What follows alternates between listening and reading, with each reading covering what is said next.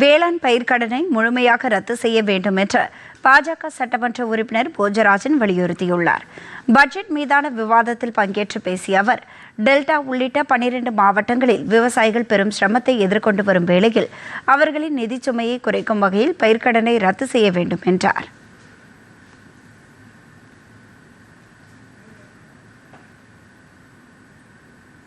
எல்லனோ effect 12 மாவட்டத்துக்கெல்லாம் சொல்றாங்க.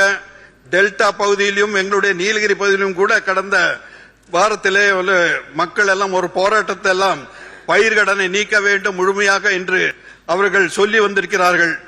ஆகவே பயிர்கடனை எப்படியாவது பயிர்கடனை ரத்து செய்து விவசாயிகளுக்கு நீங்கள் உதவினால் அதுவே அவர்களை தொழுவதற்கு சமமாக இருக்கும் என்பதை நான் இந்த நேரத்தில் உங்களுக்கு சுட்டிக்காட்டிக் கொள்ள விரும்புகின்றேன்.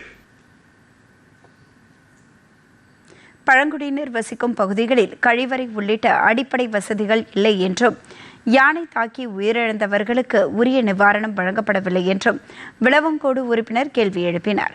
இதற்கு பதிலளித்து பேசிய வனத்துறை அமைச்சர் ரஞ்சித்குமார், யானை தாக்கி உயிரிழந்தவரின் குடும்பத்தினருக்கு 10 லட்சம் ரூபாய் நிவாரணம் அறிவிக்கப்பட்டிருப்பதாக கூறினார். இனிவரும் காலங்களில் விலங்கு மனிதன் மோதலை தடுக்கும் வகையில் செயற்கை நுண்ணறிவு தொழில்நுட்பம், ட்ரோன், சூரிய சக்தி ஆற்றல் மூலம் புதிய திட்டம் அறிமுகப்படுத்தப்படும் என்றார்.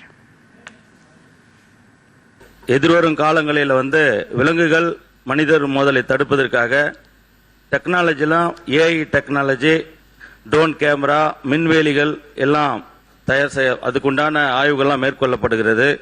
இனிவரும் காலங்களில் மனித விலங்கு மோதல் தடுக்கப்படும் என்பதை இந்த நேரத்தில் தெரிவிச்சுக்கிறேன். மணப்பாறை தொகுதி பின்தங்கியுள்ளதாக மணப்பாறை சட்டமன்ற உறுப்பினர் கதிரவன் குற்றம் சாட்டினார்.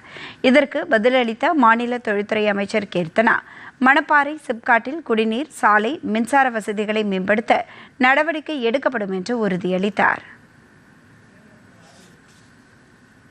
அங்க முதலீட்டாளர்கள் கூட நம்ம ஒரு ஆய்வு நடத்தினோம். அவங்களுடைய கோரிக்கை எல்லாமே தண்ணீர் அங்க இல்ல, ரோடு வசதி இல்ல, தெருவிளக்குகள் இல்ல, சரியான பஸ் வசதிகள் அங்க இருக்க மக்கள் சிப்காட்டுக்கு வர முடியாத நிலைமையில தான் இன்னமும் இருந்துட்டு இருக்குன்னு பல கோரிக்கைகள் வச்சாங்க.